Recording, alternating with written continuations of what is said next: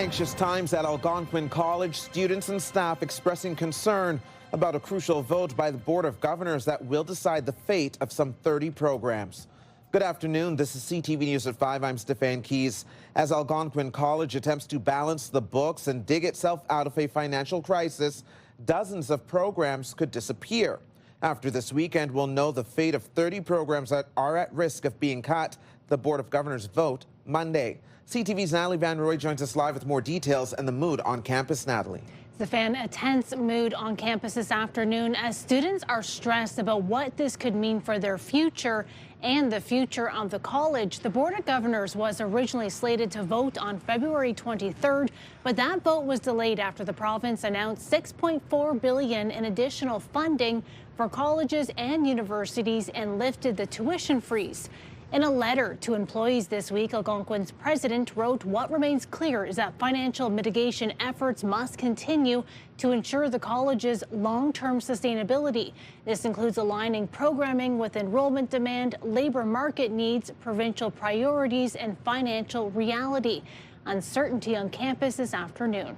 It's a waste to get rid of programs such as this, and even the other programs that are listed up. Like health, you're really cutting health at a time like this.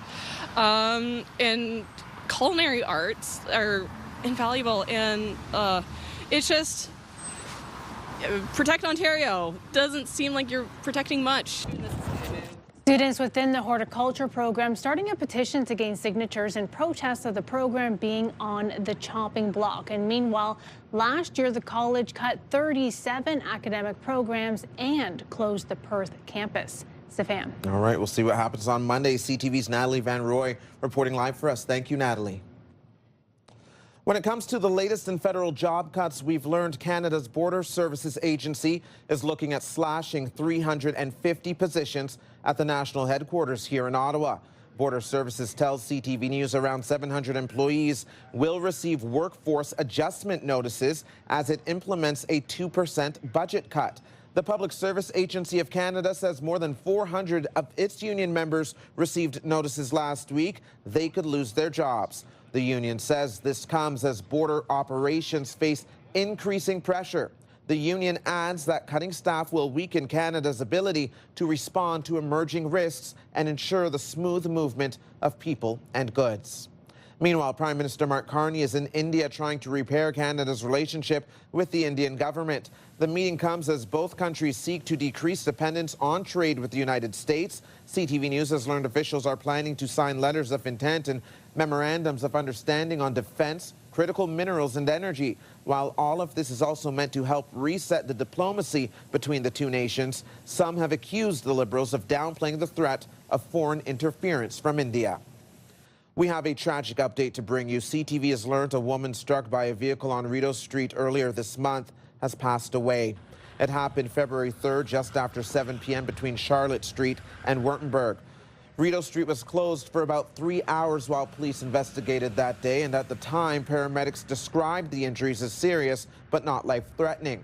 Police confirmed she died within the last 24 hours. The investigation is ongoing. The Ottawa councillor charged with drunk driving will have to wait a little longer for the verdict. Matt Luloff is on trial facing impaired driving charges. He was arrested in July of 2024 after someone reported a vehicle swerving and hitting the curb. We were expecting a verdict today, but it has now been delayed until next week. This next story getting a lot of attention. A recent stop at a coffee shop ended with police trying to track down a father and daughter in Guelph. As CTV's Spencer Turcott tells us, it was all the result of a mistake by a bystander trying to do the right thing. A father and daughter stopping by a Guelph coffee shop. Quite normal for Jonathan Puddle and his daughter, Emmy. We said, hey, do you want to go grab a coffee? So we came here and stood there and perused the menu. Little did they know tens of thousands of people would soon see their faces. A security camera photo of the two was shared widely by Guelph police, asking for the public's help to locate and speak with them. So we sat down just over there and ate our snacks and chatted about nonsense, and then we went out and got in the van, thinking nothing of it. As they pulled out, there was a knock on the van window. It was a young man and his girlfriend who Jonathan recognized from inside the coffee shop. He said, "Can you explain how you're related to her?" And so I said, yeah, this is my daughter. And I was kind of like looking at her to see if she would give me anything. She didn't really help much because she just kind of clammed up and didn't really say anything to him. I had no idea what they were talking about. I did not hear a single thing. Jonathan soon realized the young man was just showing concern for his daughter's well-being. I said, hey, I really respect that. This is my daughter. We're okay. Logan says what he overheard between the two inside sounded as though they were unfamiliar to each other. He was worried it could be a case of human trafficking. And I was still iffy on it, and then that was when I decided to call it in, just to be safe than sorry, because I know it's a serious issue. The Guelph Police Service took the concerns seriously, too. We did begin an investigation in an attempt to locate and identify those parties. We start getting a flurry of text messages two days ago and see our photo, and the Guelph Police Service is looking to get in contact with us. And very quickly, the involved man called the police and offered the clarification in terms of what was happening, which we were satisfied with and found certainly no grounds to continue the investigation any further. Police are praising the young couple for their awareness of a concerning trend. Thankfully for everyone involved, human trafficking was not at play here. I mean, it's a huge relief. I was still worried about it even a week after I made the call out. As a father, Jonathan is just grateful the couple went out of their way to protect his daughter from perceived danger. If one of my children was missing, I would tear the world apart to find them.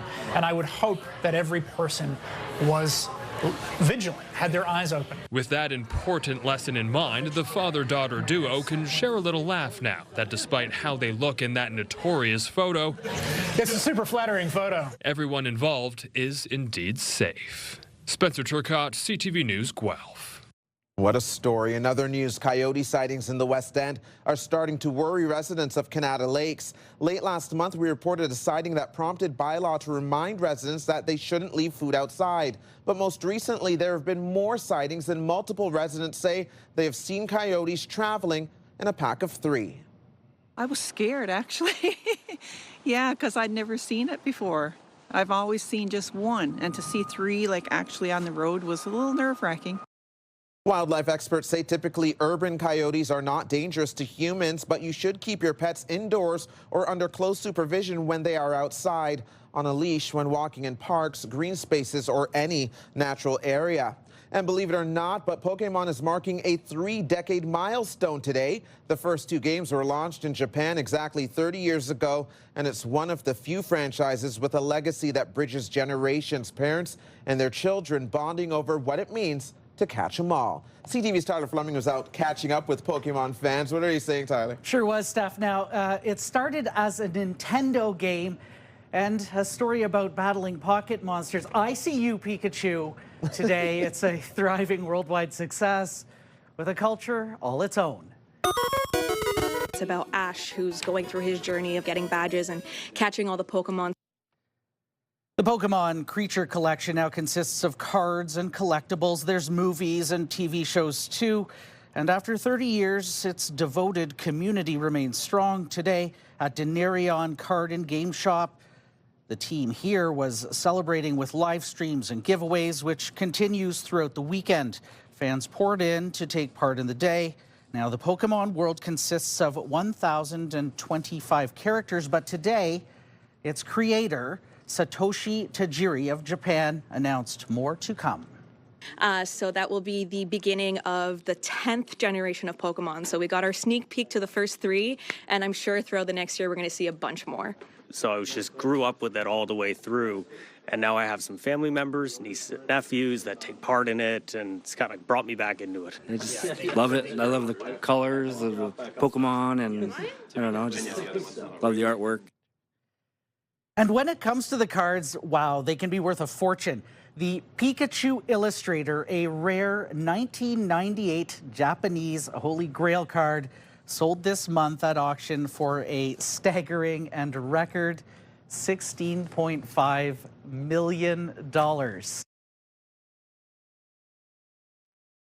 A global juggernaut. It is the highest grossing media franchise ever, over $100 billion, outpacing the likes of Barbie, Star Wars, and Stefan, even Mickey Mouse. That's incredible. I should have held on to my cards as a kid, Tyler. I know, right? Thank you, Tyler.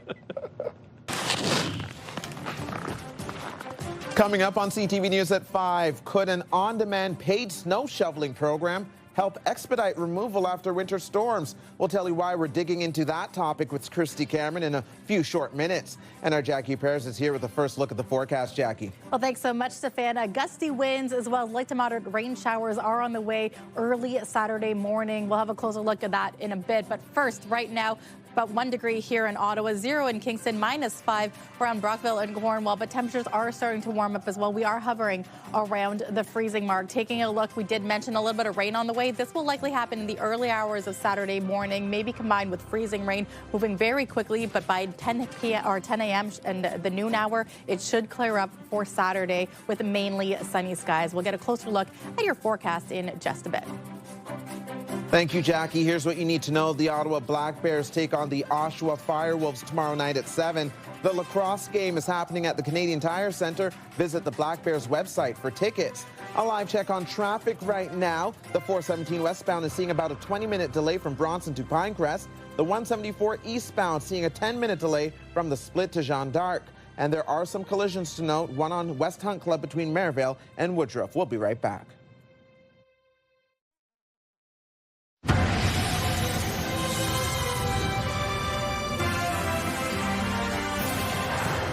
Welcome back to CTV News at 5. New York City got a very healthy blast of winter weather recently, and the snowfall amounts were so large crews couldn't keep up with the clearing.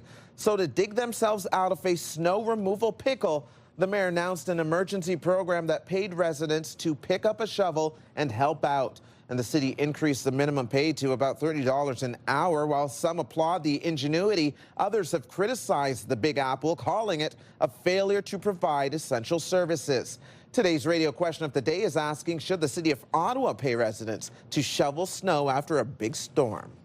So for many decades, we've had an emergency snow shoveler program where we hire people to come in on an hourly basis and supplement that work that's supposed to be done by the property owner.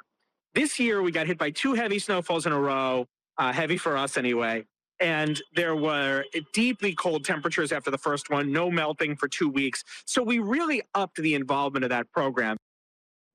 Christy Cameron is here with more, and that was a fairly good get right on the front lines in New York City. You interviewed that individual. And our interview will be up on our YouTube page next week. He was actually outside, and you can see the snow behind him, and he was wearing a toque, a hat, because they're American, and New York City Hall was behind him. So we'll have that up next week, but it was interesting because he was responding to people that criticized the program. He said, have you ever shoveled heavy snow? $30 an hour makes sense, and he said the uptake has been great because people want to do this. It's kind of like Uber, but for snow shoveling. And the reality is, Steph, it's not brand new, right? Like, they've been doing this since the 1920s and 1930s when they were paying people like 25 or 50 cents an hour. But it's that pay hike that you mentioned that really grabbed headlines. And I would say, in my opinion, President Trump talking about it in the State of the Union address. And in typical New York fashion, when I put that to Mr. Goodman today from the New York City Department of Sanitation, I said, did you get more people signing up because of the attention? And he said, well, you know, President Trump is a New Yorker, so of course he's thinking about New York City. What a great way of sidestepping the question. And of course, and what are your listeners saying about doing it here? No. We don't need it. They said no. Okay, all right. They said no, next. Period. I chatted with the head of the committee that deals with this, Tim Tierney. He said, it's a great idea, great for New York, but we have a lot of snow here. It is a year-round ritual in the city of Ottawa, and it's just not something that we need to do because we've got the equipment, we've got the plan. And he said, you know, there's also a lot of insurance things that come into play. Insurance considerations, like if somebody is shoveling and they get hurt. What's the source of Canadian pride, especially here in the capital, that we know how to handle our snow? We don't need to outsource it to residents. Right, but $30 an hour, I don't know about you, Steph. I'd go out. I'd go out and shovel snow for $30. Yeah, do a little 2 hours here and there. Thank you, Christy. Thank you. You can join the conversation, leave a comment through the Talkback feature on the iHeartRadio app. You can listen live to Christy Cameron on News Talk 580 CFRA weekdays from 2 to 6. And now watch Christy's segments anytime on YouTube. Subscribe to the News Talk 580 CFRA channel. This is how NASA changed the world, and this is how NASA is going to do it again. Coming up on CTV News at 5, NASA facing setbacks with safety top of mind. Details of the latest plans for the moon landing a little later. Here's what else you need to know. The 4th annual I Love Beer Festival is happening tomorrow at the EY Center. There's an afternoon and an evening session to choose from. More details on their website. We'll be right back.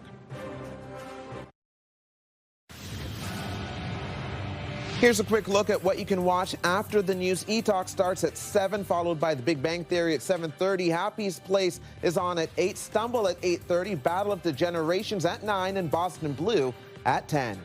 Mild temperatures wrap up February in the National Capital Region, but it won't last long. Below seasonal temperatures are expected to kick off the month of March. Now for another check on the weather, let's bring in Jackie Paris. Jackie. Well, thanks so much, Stefan. Enjoy today. It was nice to see that there is a little bit of that sunshine moving through this afternoon. We are in for another mild day for temperature-wise, but by Sunday, things are going to change for the colder side. Here's a live look. There are Centennial Glass Sky Cam. Still a little bit of that daylight out right now at about 5:20. Sun is going to be setting or scheduled to set at 5:45. It's at 1 degree, so a beautiful spot to catch the sunset, Kaweki Point, as well as the Alexandra Bridge area. Taking a look now at what we can see later this evening. It's going to get down to about -1, about midnight, still fairly mild. It's going to hover around the freezing mark, but the winds are going to really be picking up. The good news is it is a southwesterly wind, so yes, gusts are going to be up to 60 kilometers per hour, but it won't bring that cold air. We're going to save that for tomorrow. Daytime high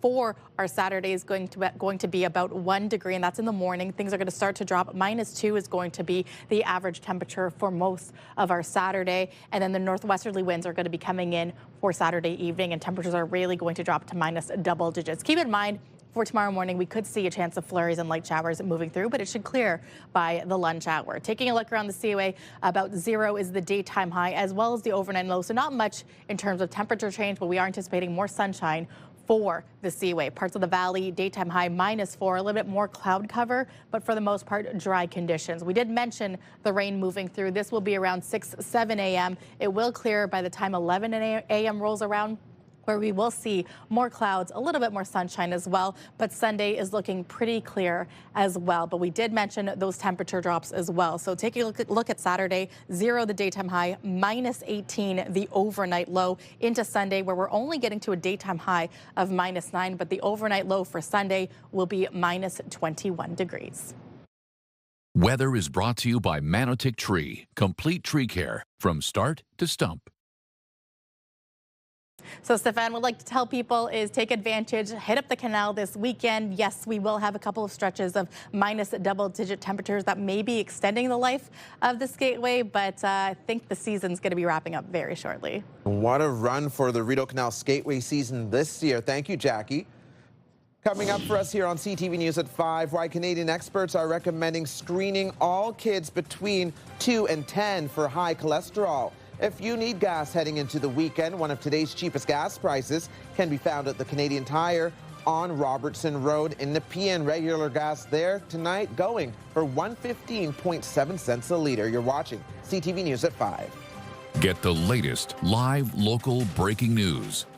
Sign up now for our morning and evening CTV News Ottawa newsletter. The best local content from CTV News, Your Morning Ottawa, and News Talk 580 CFRA. Get it all in one place. Sign up now at ctvnewsottawa.ca. The CTV News Ottawa newsletter is brought to you in part by CAA Business.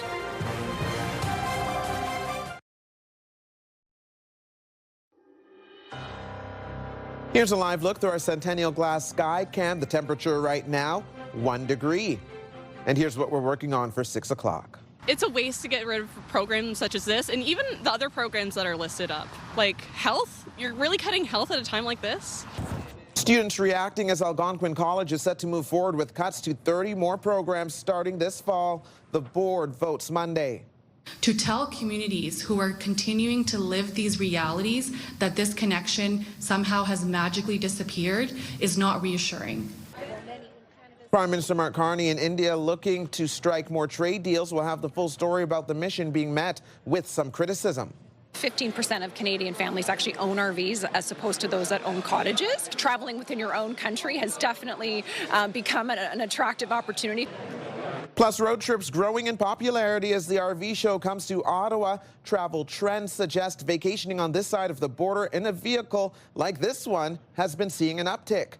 Now, the final 5 other stories we're following today. NASA says it's going to launch an additional space flight before attempting to land its first astronauts on the moon in over half a century.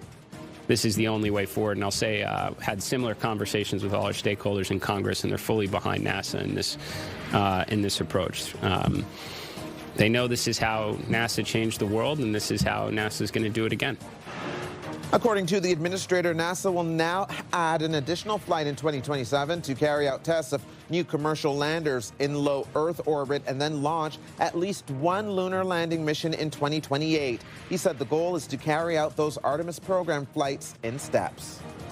The Canadian Pediatric Society is recommending cholesterol screening for all children between the ages of 2 and 10. Experts say plaque buildup in the arteries, including cholesterol, starts in childhood and is a key driver of heart disease and stroke. They say about 1 in 300 people have high cholesterol caused by a genetic condition passed down through families. And universal screening with a blood test will allow doctors to identify the condition early.